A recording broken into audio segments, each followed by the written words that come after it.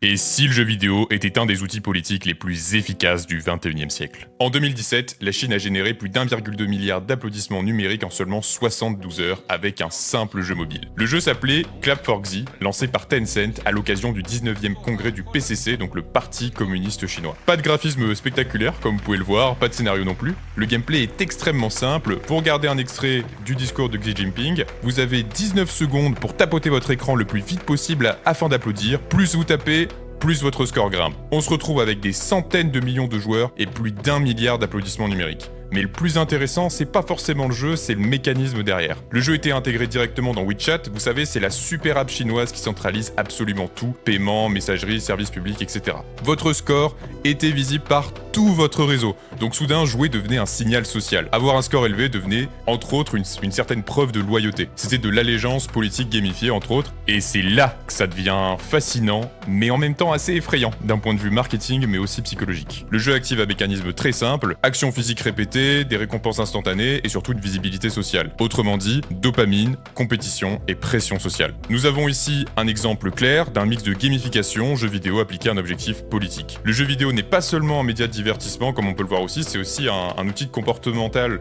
basé parfois, comme ici, sur des mécaniques simples, action, répétition et récompense. Au-delà d'être passif, on agit. On apprend donc en faisant, ce qui est considéré comme une des formes d'apprentissage les plus efficaces. C'est précisément ce qui en fait un outil aussi puissant. Autant utilisable pour faire de la politique que pour faire apprendre aux jeunes à devenir bons en maths. Voilà, n'hésitez pas à dire ce que vous en pensez, je vous dis à plus.